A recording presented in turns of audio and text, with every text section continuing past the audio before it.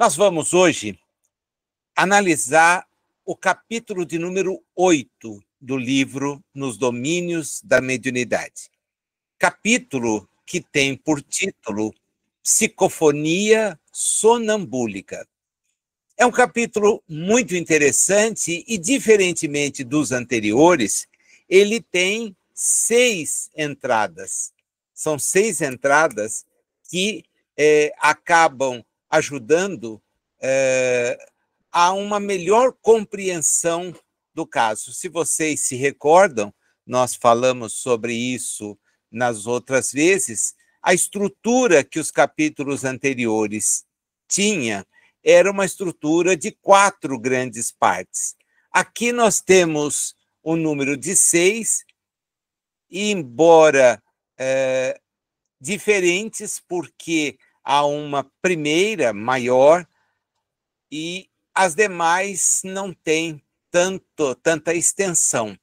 Porém, é interessante observar que a profundidade do que vai ser apresentado por André Luiz nesse capítulo chama bastante atenção e vai nos remeter necessariamente ao Livro dos Médiuns, em alguns pontos que a gente destaca quando estiver em andamento. Então, se você tem o hábito de anotar,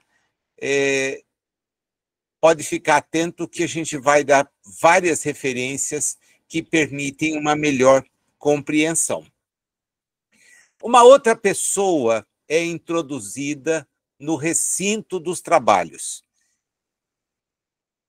Diferentemente da precedente, que nós vimos ter sido atendida e conduzida por elementos que, de certa forma, aguardavam, esta figura que vai aparecer, o espírito que se apresenta com o nome de José Maria, virá tendo a companhia de alguém que André Luiz chama de um espírito que parecia uma entidade elevada apostolar. Então, um espírito realmente de grande envergadura comparecia ali ao trabalho, nume apostolar, é a expressão de que ele se vale, para apresentar aquele espírito para um atendimento, né? Ele vem tendo essa entidade como que a dominá-lo. E esse processo de dominação, essa ascendência moral, que, na verdade, é aquilo que o capítulo vai nos destacar, ela é o que permite que o atendimento seja feito. É muito interessante perceber essa questão, porque nós vamos encontrar no Livro dos Espíritos, particularmente, inúmeras referências a respeito desta forma como o controle de um espírito sobre outro, particularmente do ponto de vista do trabalho de atendimento socorrista, demanda esta ascendência moral. E acho que todos têm em mente, pelo menos devem se recordar com alguma facilidade, de um episódio contido nos evangelhos em que os apóstolos não conseguem promover o afastamento de uma entidade que, de certa maneira, subjugava um jovem atirando-o sobre o fogo. E isto lhe produzia problemas sérios, e que leva o pai a procurar por Jesus, dizendo: os seus seguidores não foram capazes de afastar esta entidade que tanto atrapalha a vida do meu filho. Jesus repreende aqueles que o seguiam, dizendo que eles não se mostravam pessoas com o necessário a necessária bagagem, o necessário equipamento moral para enfrentar espíritos assim. E lhes dirige um convite para que mudem essa maneira pessoal. Isto vai depois fazer com que ele próprio ordene, e aí o espírito, diante da posição da superioridade moral de Jesus, ele deixa o rapaz, que volta a ter uma vida normal, como o relato nos apresenta. Então, a questão da superioridade, a ascendência moral, é algo que a todo espírito importa e que todos devemos buscar, mas buscar com muito afinco, com muita intensidade, porque só assim nós teremos condições de, então, efetivamente, ter uma compreensão melhor. Não é a aparência da moralidade, é externar e internalizar esta qualidade, essa conquista. Então, sermos cada vez melhores. É esse o desafio. O espírito que chega é alguém que traz para todos eles uma impressão ruim, particularmente para os nossos amigos André Luiz e Hilário. Na descrição, ele faz questão de registrar que esse espírito parecia alguém que tivesse saído da lama, porque ele demonstrava um revestimento fluídico escuro e viscoso. Era alguém cujo perispírito se mostrava extremamente denso. Tinha a face, a expressão facial horrenda. Engraçado ele fazer um comparativo, porque ali estavam vários espíritos à espera de serem atendidos. A reunião se caracteriza exatamente por esse propósito: acolher entidades para tratá-las ou tratar do seu despertamento e encaminhá-las para outras formas de amparo, de proteção. E ele diz, naqueles que estavam, que eu olhava, eu via uma certa expressão de arrependimento, eu via outras vezes de fé, eu via de humildade, eu via de esperança, e para contrapor a essas quatro formas como ele as apresenta, ele então vai estender para outras quatro e dizer, esse sujeito, não, ele era frio, ele era maligno, era astuto e se mostrava endurecido. Então, ele usa 4 pontos para distinguir o sujeito em relação ao grupo, e são 4 pontos pesados. É alguém que realmente denota uma aparência, ou a sua própria essência espiritual é terrível. Tanto que os espíritos que ali estavam se afastaram, ficaram receosos de vê-lo chegar. A aparência dele realmente não devia, em nada, mas em nada mesmo, ser agradável e confortável. E como se não bastasse, do ponto de vista de onde ele se encontrava, de onde ele houvera sido retirado, ele tinha condições de elaborar fluidicamente, e tinha isso na mão direita, um chicote, que ele tentava manter em atividade, tentava instalar e vociferava. Alguns trechos das suas falas que acho que vale a pena a gente observar, né? O primeiro é demonstrar o que ele estava fazendo ali contra a sua vontade. O que eu estou fazendo aqui? Eu não pedi para vir aqui, né? Vocês são covardes, Por que é que vocês me segregam aqui, me isolam aqui? Onde estão, e aqui uma primeira questão muito interessante, né? Onde estão os abutres que me devoraram os olhos? A gente vai ver já já a referência a essa questão dos olhos, que ele experimenta certamente por haver provocado. Infames, vocês vão me pagar os ultrajes que eu estou sofrendo. Para André Luiz, ele era um completo desequilibrado mental. Completo. Um espírito em absoluto desequilíbrio mental. Se vocês se recordam da entidade anterior, vocês certamente se lembrarão que ele mais parecia uma nulidade, alguém anulado, né? Este não.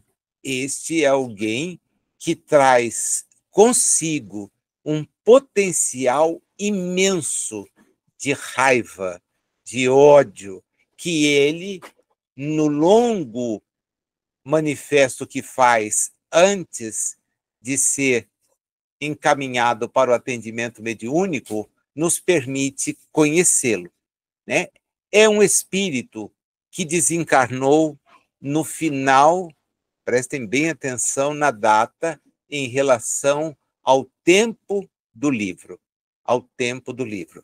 Eu gostaria sempre de pedir para vocês que, nessa questão das datas e das informações, particularmente em relação ao processo desenvolvido pelo André Luiz, procurassem entender que as coisas talvez não sejam da maneira como nós imaginamos, né? No sentido de que o atendimento foi prestado no momento em que o livro está sendo produzido. Eu acho que esta é uma questão muito interessante, porque, embora os dados sobre a entidade comunicante sejam facilmente observados e observáveis, pode ser que o atendimento não tenha ocorrido naquele período próximo de onde André Luiz estava. Há uma questão muito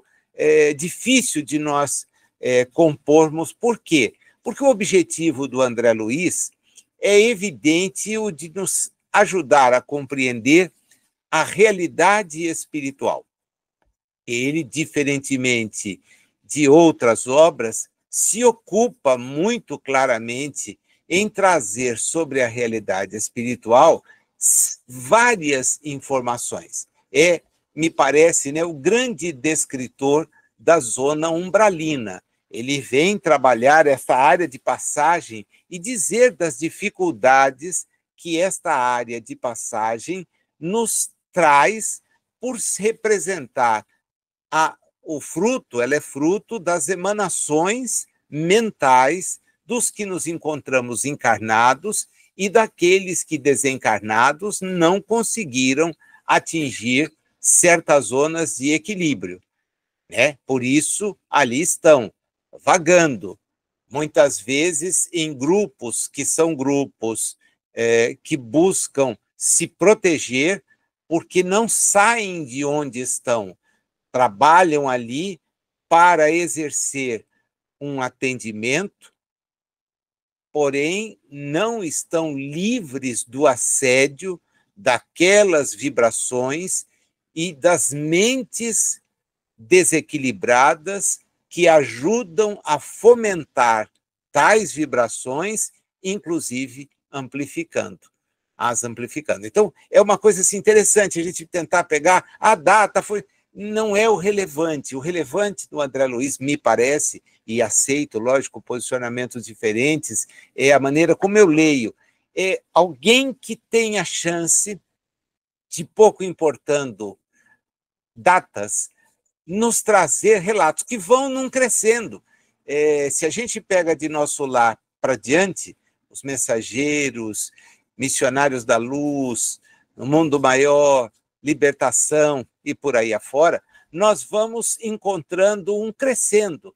Ele está sempre numa região apenas, essa região é ali no que nós fisicamente denominamos o estado do Rio de Janeiro, mas não podemos nos esquecer que ele está falando da realidade espiritual. A referência que ele nos traz é para que nós saibamos onde se desenvolve o trabalho dele. E a própria descrição da colônia Nosso Lar já nos ajuda nesse processo compreensivo. Foi formada, era integrada por espíritos que, provenientes de Portugal, vieram parar no Brasil com o propósito de aqui trabalhar na colonização. Então, são espíritos que aqui estiveram reencarnados a partir do momento em que Portugal passa a enviar expedições, e com regularidade isso aconteceu a partir do século XIV, XV, no XV com certeza, essas expedições queriam entender a Terra, e para cá vinham espíritos, alguns evidentemente muito bem preparados, porque a travessia do oceano exigia uma dedicação, um desprendimento enorme. Não era resultado de chegar, não era expectativa chegar, mas eles chegaram. E chegaram e se instalaram, e foram aqui desenvolvendo os processos que permitiram ao Brasil avançar dentro desses critérios. Nesse ponto, é só um parênteses, acho que ajuda depois na hora da leitura, o relato que Humberto de Campos faz em Brasil, Coração do Mundo, Pátria do Evangelho, se faz extremamente lúcido, né? Porque ele vai falando de correntes migratórias que da Europa e de outros lugares, como vai acontecer em relação ao continente africano, para cá vieram nesse processo de consolidação. Então, são espíritos das mais diversas ordens que para cá virão. E depois que desencarnam, tendo uma certa noção sobre espiritualidade, não sendo tão materialistas como nós vamos perceber, particularmente no nosso assistido de hoje, o José Maria, eles se agrupam, buscam afinizar-se. Essa afinização leva à construção daquela colônia, Nosso Lar, que graças à intervenção de espíritos como Clarencio, Veneranda, etc., vai se organizar. O governador vai se organizar de maneira diferente. Então, há todo um contexto para a gente não perder, né? De repente, puxa, esse camarada foi atendido ali, há um momento em que ele é atendido. Esse momento talvez não tenha relevância para nós em termos de localização, mas o que tem relevância em termos de localização é que ele desencarna no século XVIII. E se esse atendimento se deu no século XX, estou aqui trabalhando com a hipótese que o relato é pós a desencarnação do espírito André Luiz na sua última romagem, e não é fruto de uma observação anterior, como me parece ser Nosso Lar, o número de anos é assombroso, assombroso. Para alguém que não conseguiu pensar diferente, olha as referências que ele faz. A Revolução dos Franceses não vai poder ter reflexo no Brasil. A Revolução se dá no século XVIII. Não vai ter reflexos aqui, não vai. Os privilégios dos nobres, e ele é um, se considera um, são invioláveis. Ele vem dos reis, é a pura visão do absolutismo. Os reis são escolhidos por Deus. Essa ideia é legitimada justamente na ciência política pela visão de que a monarquia é fruto, para os que a defendem, de um poder divino, de uma escolha divina. Isso decorre muito do que nós lemos no texto de algumas das passagens do que se chama Velho Testamento, onde os profetas, afirmando-se enviados de Deus, confirmavam certas pessoas no trono. E isto é uma tradição que vai ser depois secularizada até, porque haverá momentos em que a igreja, arvorando-se em sucessora de Jesus, é quem vai decidir quem fica e quem não fica, ocupando determinado trono. As guerras e tudo mais vão ter uma influência enorme em todo esse processo. Ele chama a atenção porque ele se revolta contra divulgações que, segundo ele, são feitas por cativos que estão letrados, que têm condições de redigir panfletos. Ele não imagina, né, não tem esse conhecimento, porque alguém que nós vamos ver vivia do temor que impunha, na condição mesma que impunha, extremamente apegado àquilo que de transitório possuía, ele imagina que os cativos que sabiam ler e que fugiam, eles trabalhavam para destruir uma ordem que ele entendia não poderia ser alterada.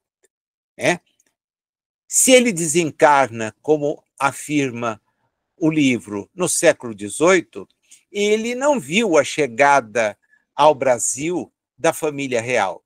Ele ainda está com a presença ou a condição do Brasil como colônia e sem a presença do rei. O rei está em Portugal. É verdade que o rei nomeia para o Brasil governadores gerais, e esses governadores vão, através dos atos, outorgando uma série de direitos de pai para filho, que vão ficando com aqueles que, por eles, são considerados dignos. Então, ele está numa posição assim, de não saber ainda o que aconteceu durante o período em que ele está desencarnado, porque ele está ali com uma ideia muito clara. Ele precisa reencontrar aquelas pessoas que fugiram das suas garras, porque ele quer colocá-las no tronco e matá-las.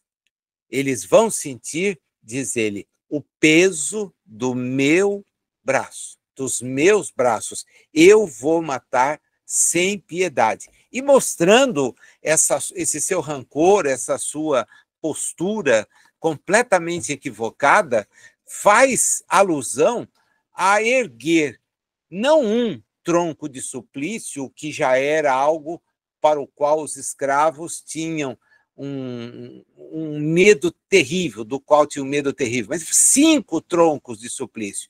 Eu vou erguer 5 troncos, quer dizer, eu vou fazer com que eles sejam castigados uns ao lado dos outros.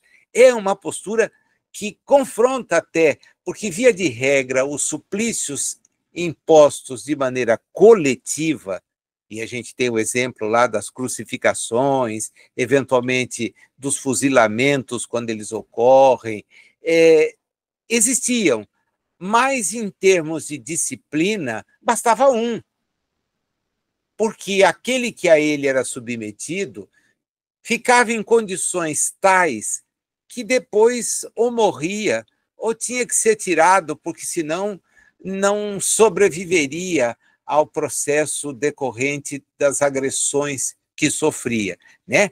Mas ele insiste e chama muito a minha atenção quando ele diz, no final dessa frase enorme, né, desse monólogo enorme, esse desabafo, posso chamar assim, inaceitável, mas é o que ele faz, ele diz: eu necessito tomar essas atitudes para refazer a nossa tranquilidade.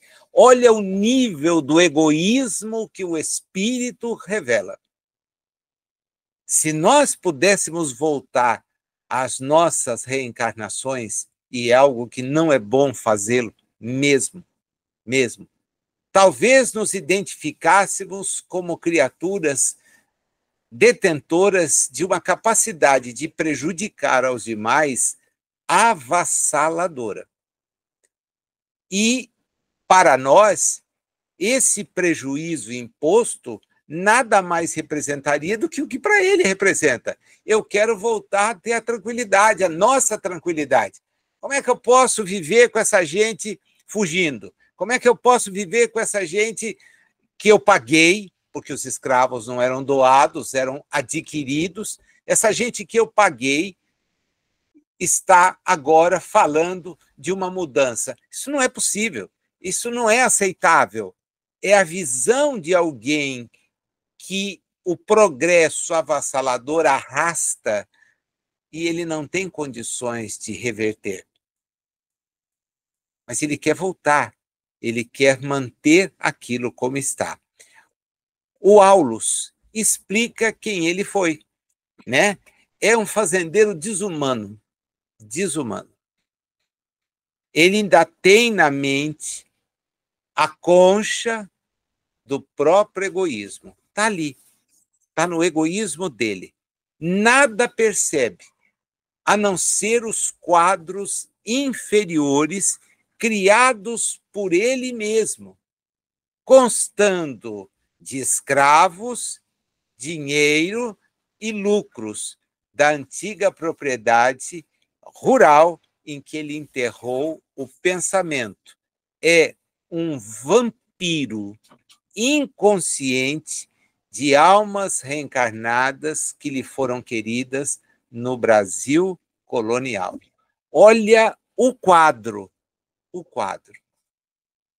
Então, nós temos alguém que não saiu da condição de quando desencarnou. Permanece ali. E, fazendo um comentário que a gente vai perceber, é um comentário super interessante, né?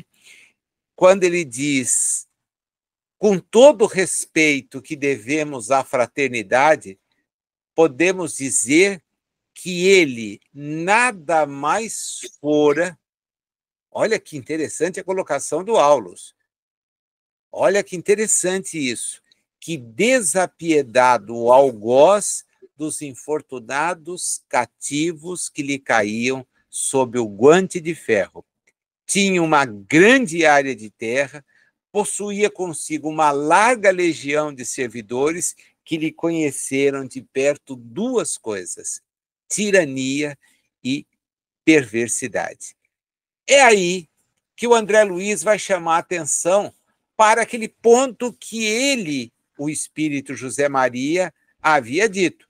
Se vocês se lembram, logo que ele começa a reclamar de estar ali, ele diz: onde estão os abutres que me devoraram os olhos? O que significa, ele não tinha os olhos encarnados, de quando estava encarnado, porque, mas em perispírito, ele demonstrava não ter a visão como um sentido. Nós sabemos que o espírito não necessita dos olhos para perceber a realidade à sua volta, né? A sensação que o espírito consegue obter faz com que ele perceba tudo de uma maneira bastante integral, não assim fracionado como nós aqui que temos audição, olfato, visão enquanto encarnados. É uma percepção mais ampla. Mas André Luiz, diante disso, presta atenção no rosto dele e diz: os seus olhos, embora móveis, parecendo os de um felino, estavam vidrados, mortos. Quer dizer, tem o globo ocular, mas, ao mesmo tempo, não consegue expressar qualquer tipo de percepção. E o seu retrato demonstra isso. Ele ia avançar quando Aulus, então, diz: fica tranquilo. Ele odiava os trabalhadores que lhe fugiam às garras. E quando conseguia arrebatá-los ao quilombo, não somente os algemava aos troncos de martírio, mas queimava-lhes os olhos, reduzindo-os à cegueira, para escarmento das senzalas. Alguns raros quilombolas que resistiam à morte eram sentenciados, depois de cegos, às mandíbulas de cães bravios, de cuja sanha não conseguiam escapar. Com semelhante sistema de repressão, ele, ao entorno de si, instalou um sistema de terror, que lhe trouxeram, então, a fama e a riqueza. Mas a morte chega, diz o Aulus, e nessa nova fase ele só encontrou desafetos. Desafetos. Eram temíveis perseguidores. Muitas vítimas de alma branda, lhe haviam desculpado as ofensas, mas outras não conseguiram a força para o perdão e converteram-se em vingadores do passado, a lhe acumularem o espírito de aflitivo pavor. Emaranhado nas teias da usura e fazendo do ouro o único poder em que acreditava, nem de leve se sentiu transportado de um lado para o outro da vida. Cresce num cárcere de trevas, atormentado pelos escravos, prisioneiro das próprias vítimas.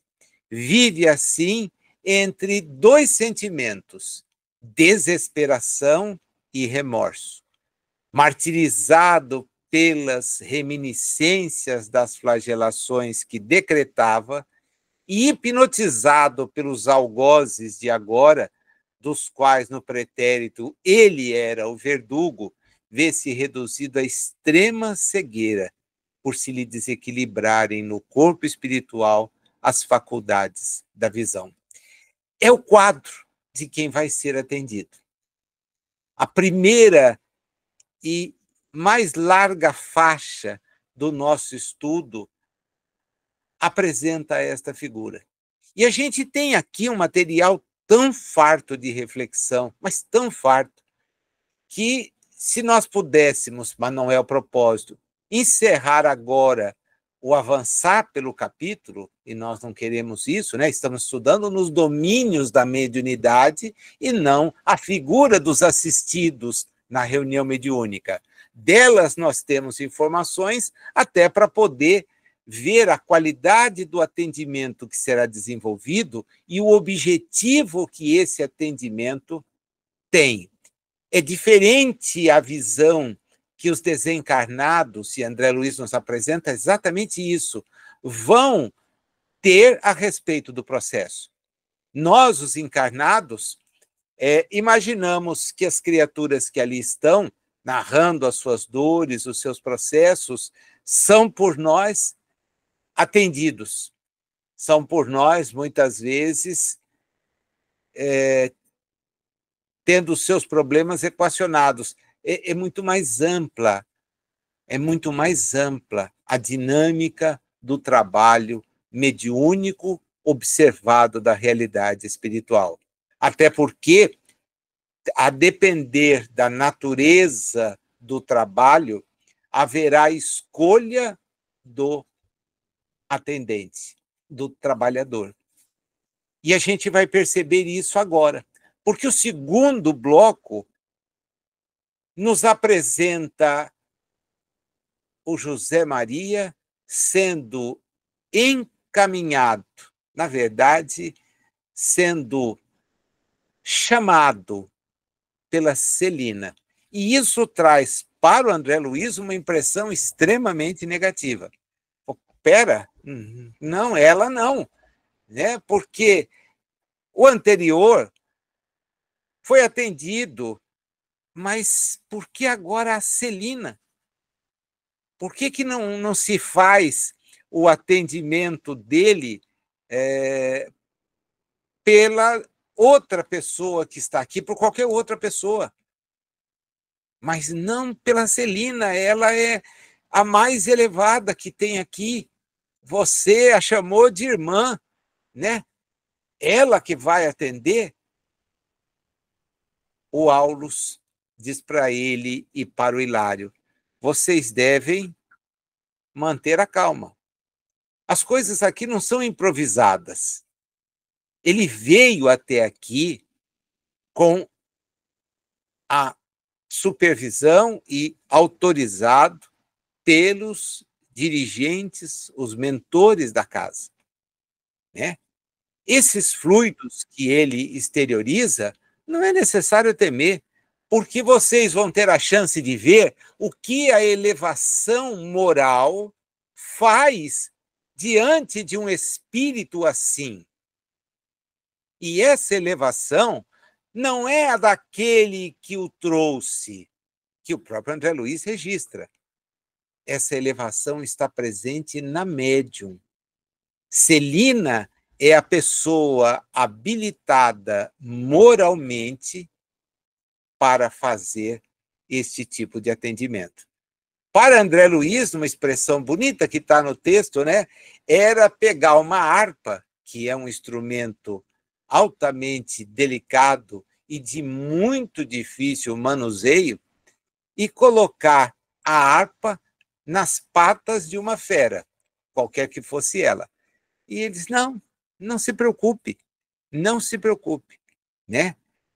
E aí nos dá uma lição que é importantíssima quando a gente pensa no exercício mediúnico. Cada médium possui ambiente próprio e cada assembleia se caracteriza por uma corrente magnética particular de preservação e defesa. Nuvens infecciosas, diz o Aulus, da Terra são diariamente extintas ou combatidas pelas irradiações solares, e formações fluídicas inquietantes a todo momento são aniquiladas ou varridas do espírito pelas energias superiores do espírito. Os raios luminosos da mente orientada para o bem incidem sobre as construções do mal, à feição de descarga elétrica, e compreendendo-se que mais ajuda aquele que mais pode, a Celina é a pessoa certa para prestar o atendimento nessa hora. Esse segundo bloco curto nos oferece informações de uma preciosidade muito grande. O médium que efetivamente pode se pôr a serviço de empreitadas difíceis assim é aquele que tem consigo recursos morais que o habilitam para a tarefa. Para eles, os espíritos que ali estavam, era mais fácil fazer essa vinculação com qualquer outro dos médiuns. Seria muito mais tranquilo colocá-lo ao lado da Eugênia. Por que não a Eugênia? A Eugênia foi uma enfermeira no outro caso. Ela ficou ali cuidando de tudo o que acontecia, transmitiu com fidelidade. Não. É preciso um pouco mais.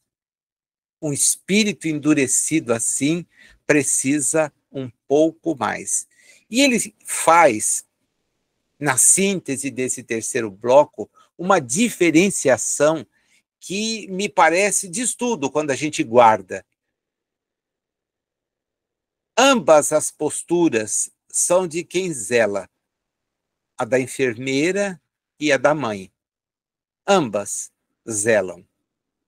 Eugênia era, sim, para o caso, a enfermeira, mas Celina é a mãe. Uma mãe que vai ter a ascendência suficiente para agir, permitindo que o espírito possa valer-se do seu instrumental fisiológico, experimentar o choque necessário para o início de um atendimento que certamente vai se prolongar. Mas o despertar precisa vir daí. Precisa vir daí. Basta que a gente olhe lá em O Livro dos Espíritos, nas leis morais, antes do capítulo que nos mostra a perfeição moral, para ter uma ideia do que colocam os espíritos no ápice da lei de justiça, amor e caridade. É bem verdade que no exercício da maternidade, nem todos os espíritos em corpos de mulheres se mostram preparados. Muitas vezes são até surpreendidos pela gravidez, surpreendidos pelos encargos que ela traz e que, logicamente, têm necessariamente que ser divididos com quem exerce a paternidade, porque não é uma coisa que depende apenas de um, salvo se fruto de um processo de opção, né? Então, essa corresponsabilidade nos mostra a que nível chega. Porém, para o espírito reencarnante, é a mãe quem vai ceder do seu próprio veículo físico, daquele mesmo veículo que nós temos aqui agora, por empréstimo da divindade, a partir de processos que nós ainda estamos longe de entender, mas que permitem a agregação de princípios materiais com manifestações, expressões de vitalidade, etc., etc., etc., para a nossa jornada. A mãe tem o desprendimento, e é esse desprendimento que diz que registra Aulus, a Celina detém, né? Quando ele nos mostra, então, nesse bloco que me parece a validação plena do amor filial, o amor maternal que ela detém, tem condições de externar, nós vamos perceber que ela sozinha se afasta do veículo físico, deixando como se estivesse num sono profundo. Em perispírito, tendo o perispírito a permitir a constatação, demonstra uma aura brilhante. Quer dizer, ela, espírito, é assim. É assim. É alguém que tem luz própria. Luz própria. O Clementino pensa em socorrê-la por gentileza, mas, registra André Luiz, ela não precisaria. Sairia dali com a maior tranquilidade. E ele diz, parece que ela fazia aquilo com muita frequência, porque ela sai dali, vai em relação ao visitante que não a enxerga, não vamos esquecer que ele está na mais completa escuridão, e lhe estende os braços, ajudando a que ele se acomode do ponto de vista da comunicação no seu veículo físico, que está como que apagado, né? Ela permite isso. A imagem que nos é apresentada é de um ímã, um vigoroso ímã, que faz com que o sofredor a ele se acople e tenha, a partir daí, a possibilidade de ser atendido, de ser atendido, né? Particularmente, essa ligação se dá, como também registra o André Luiz, a partir do cérebro da médium. Há, então, essa sintonia, esse chaveamento que vai permitir. E aí a explicação do André Luiz, porque entendeu, né? A Celina era a mãe que permitiria a um hóspede tão infortunado o atendimento mais adequado.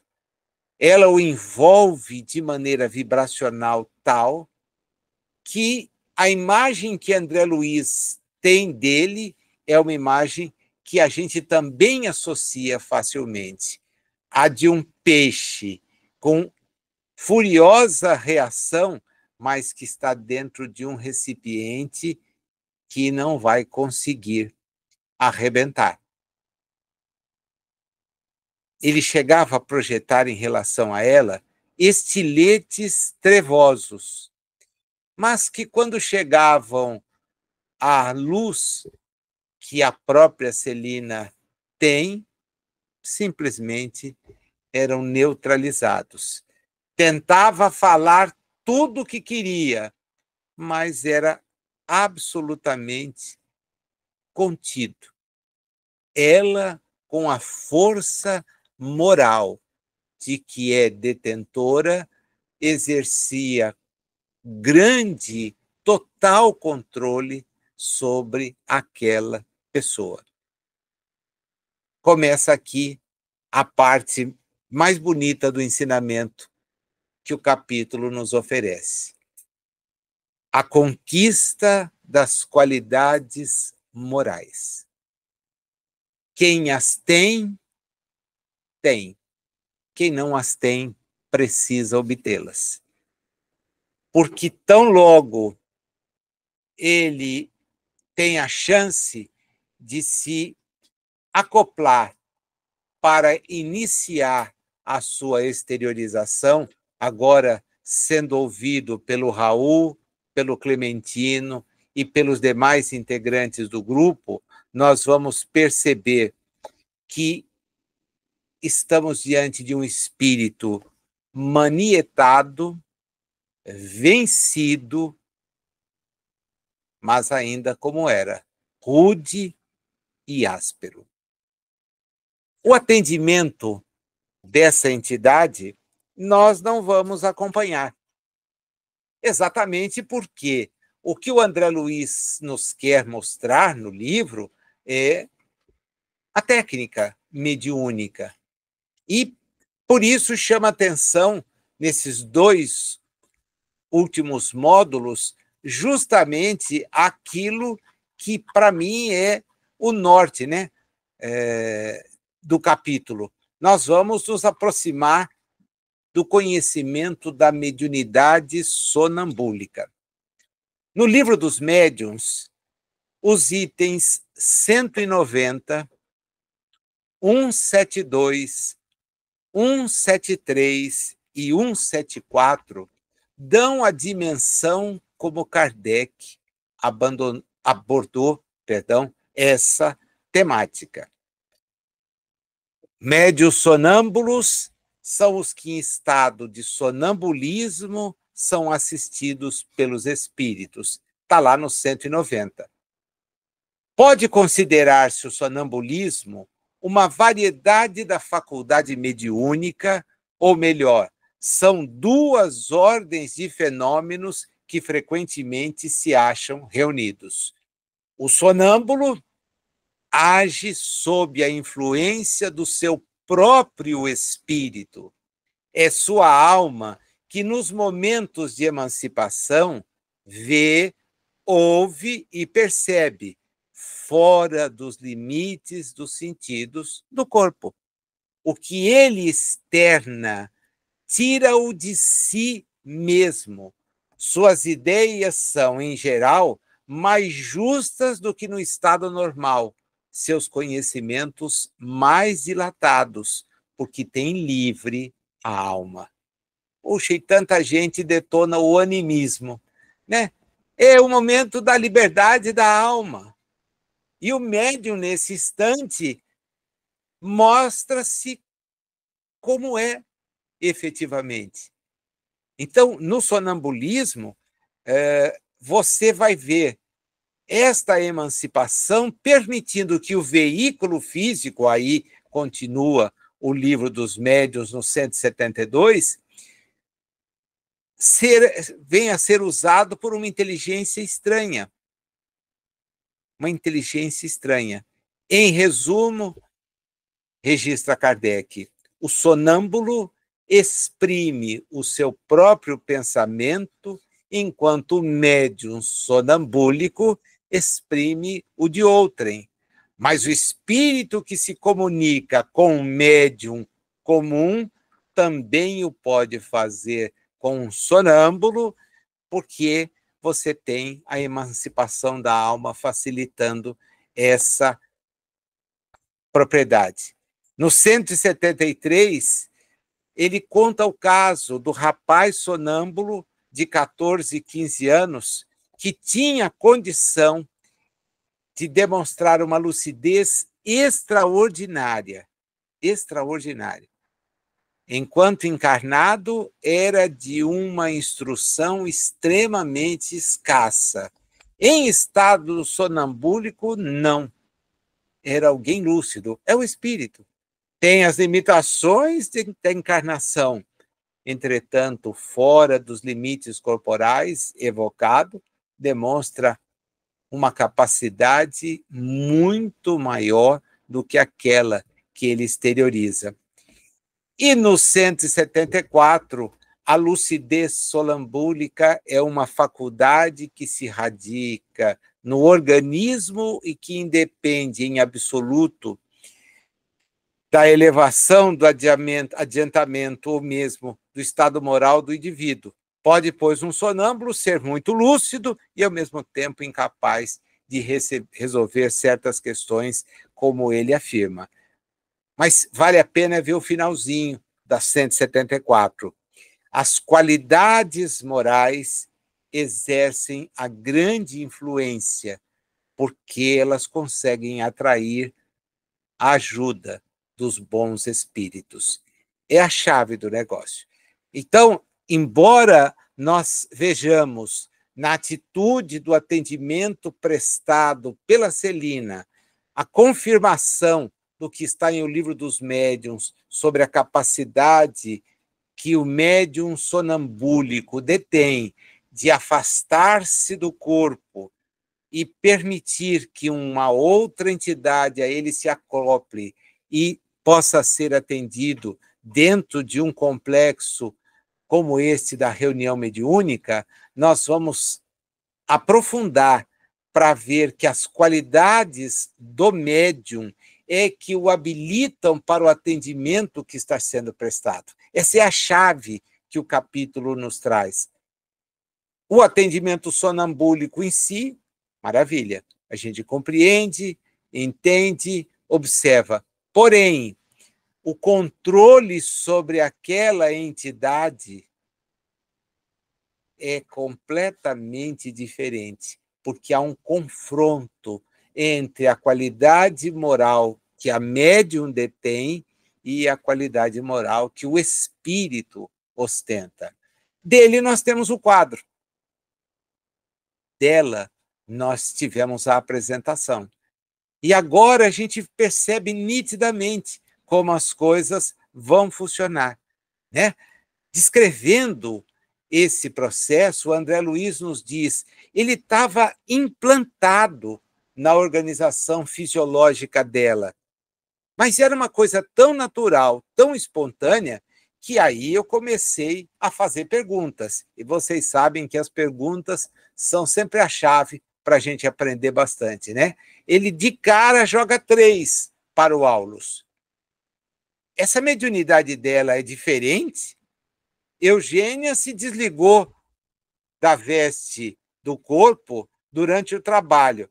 Agora, para que ela se mantivesse preocupada como enfermeira, por que ela, a Eugênia, estava preocupada como uma enfermeira inquieta e a Celina parece uma devotada tutora de um demente. É a mãe cuidando de um filho problema. Por que numa delas a expectação atormentada e na outra a serena confiança? Enquanto acompanhava a manifestação que a Eugênia trouxe, essa observação fica evidente. Ela diligenciava para podar o que pudesse vir, ela filtrava. Agora não. Ela cede o corpo, deixa que ele se sinta à vontade, porém, ela tem um domínio sobre ele. Celina, explica então Aulus, é sonâmbula perfeita. A psicofonia, em seu caso, se processa sem necessidade de ligação da corrente nervosa do cérebro mediúnico à mente do hóspede que o ocupa. A espontaneidade dela é tamanha, na cessão dos seus recursos às entidades necessitadas de socorro e carinho, que não tem qualquer dificuldade, para desligar-se de maneira automática do corpo físico, perdendo provisoriamente o contato com os centros motores da vida cerebral. Sua posição medianímica é de extrema passividade.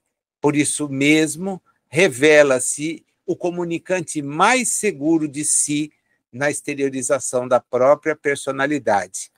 Isso, porém, não indica que ela está ausente, agindo de forma irresponsável.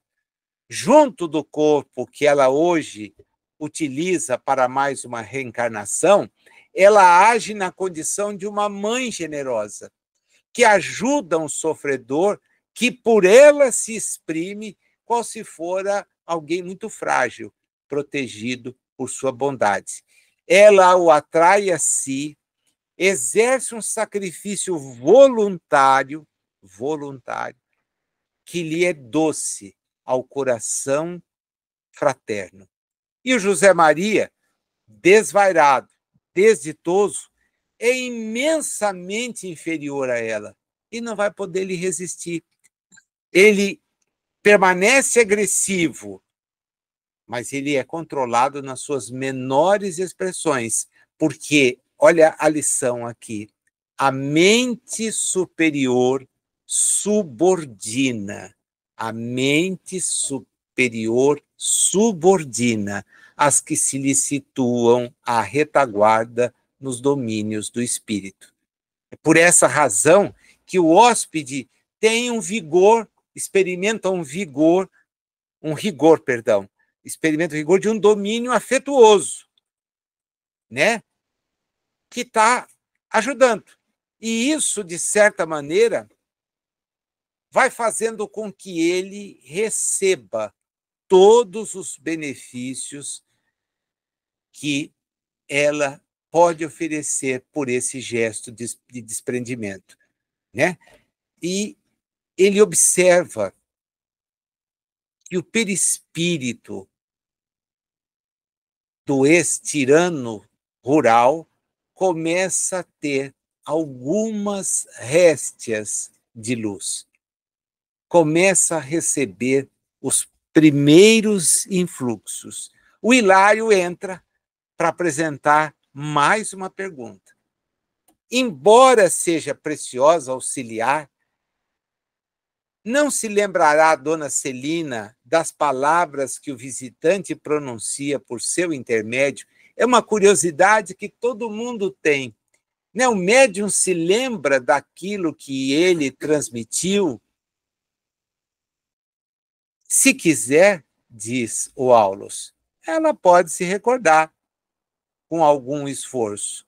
Mas, na situação em que se reconhece, não vê qualquer vantagem em obter apontamentos sobre isso. Se você atinge um patamar vibracional, voltar para a lama não é uma opção que você passe a ter. Não é.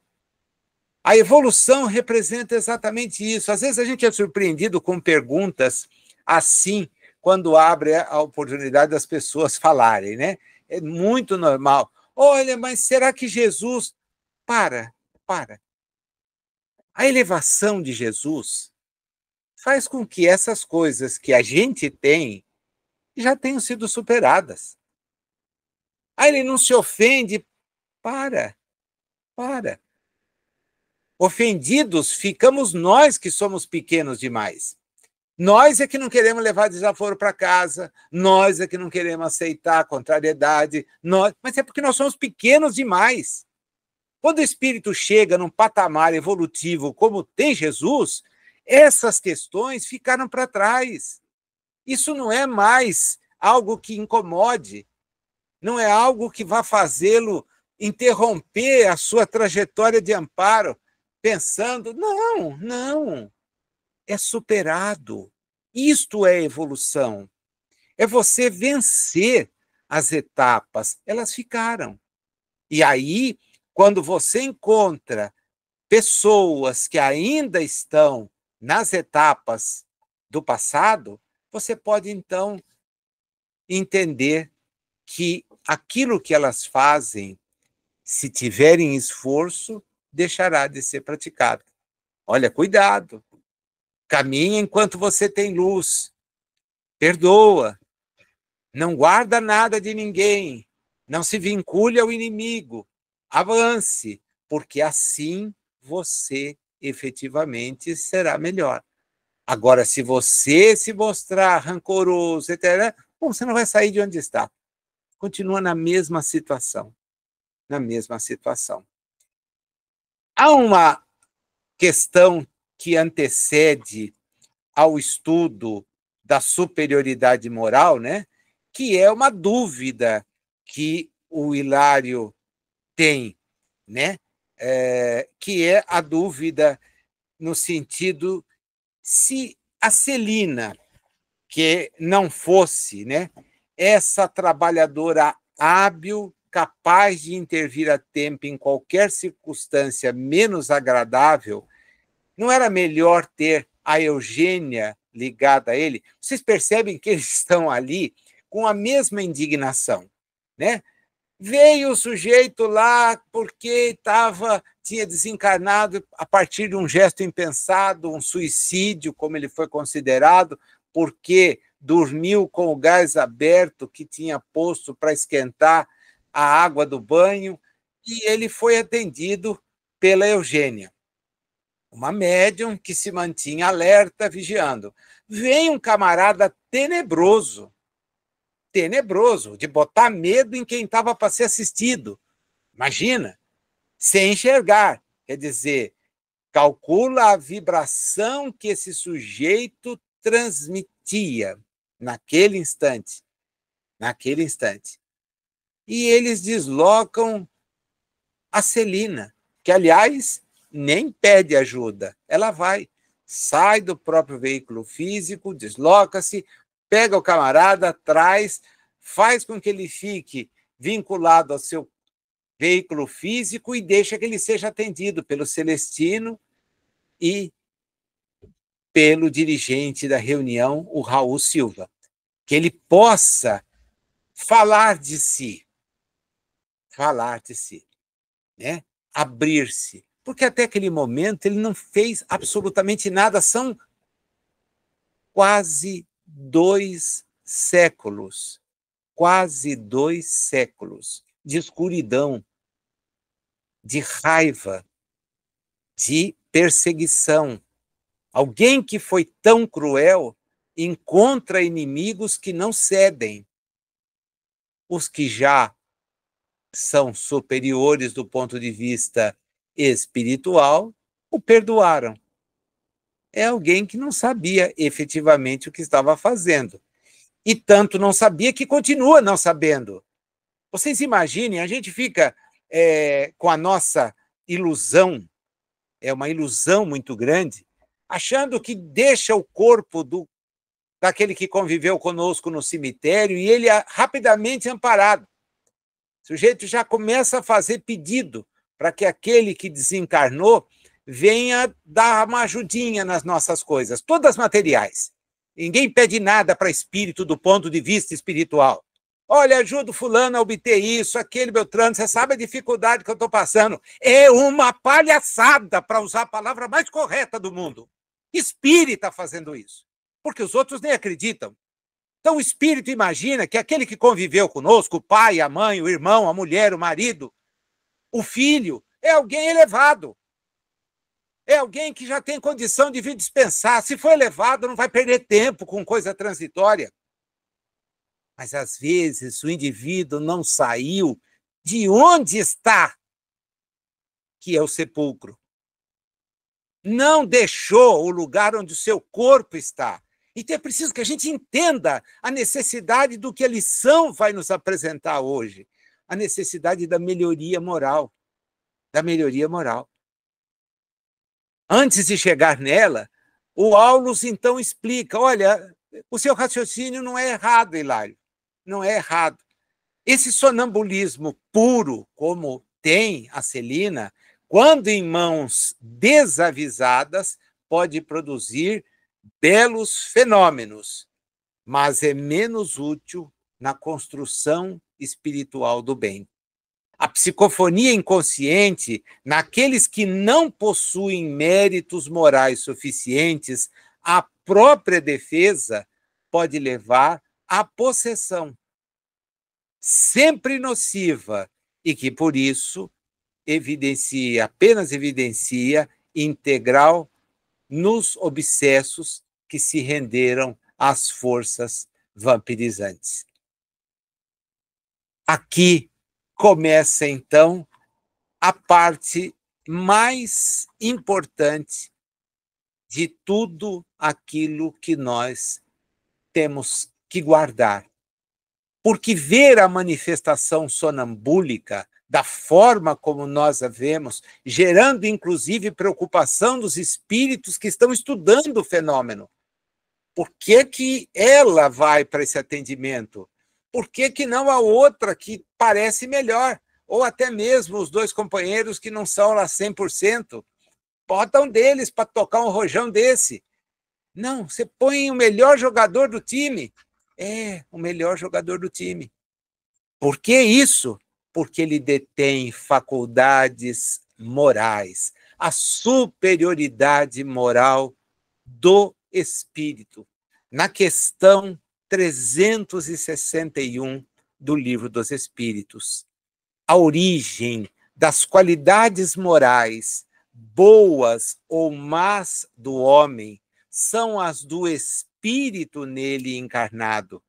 Quanto mais puro é esse espírito, tanto mais propenso ao bem é o homem. Seguir-se-á daí que o homem de bem é a encarnação de um bom espírito, mas o homem vicioso é a de um espírito mau.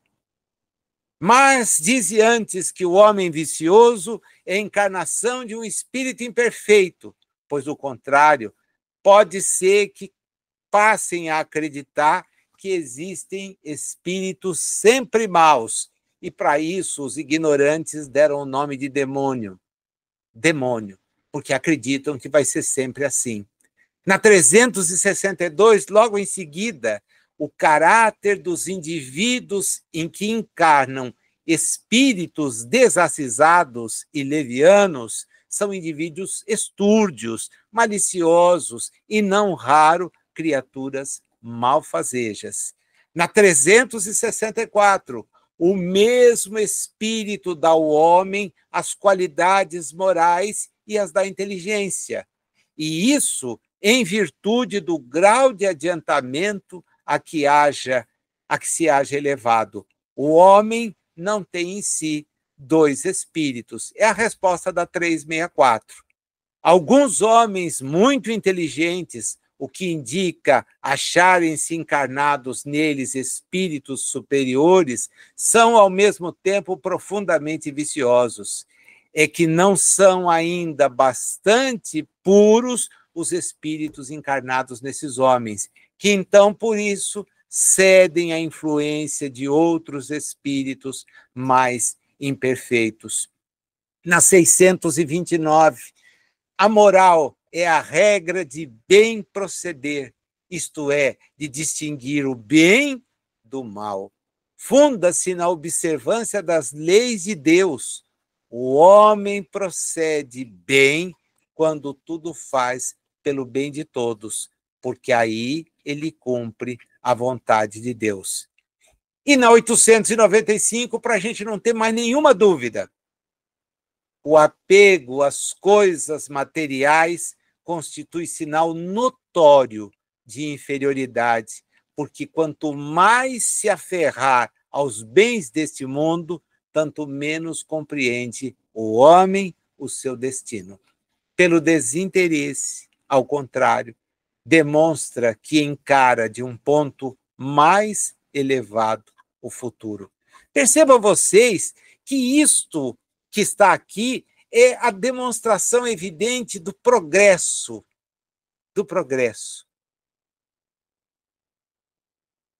Hilário se dirige a Aulus no último ponto do nosso capítulo para dizer: nós vemos uma médium fora do vaso físico, dominando mentalmente a entidade que lhe é inferior. Mas e se fosse o contrário? Se tivéssemos aqui uma entidade intelectualmente superior, senhoreando mentalmente a médium? Nesse caso, Celina seria naturalmente controlada, diz o Aulus. Se o comunicante fosse, nessa hipótese, uma inteligência degenerada e perversa, a fiscalização correria por conta dos mentores da casa.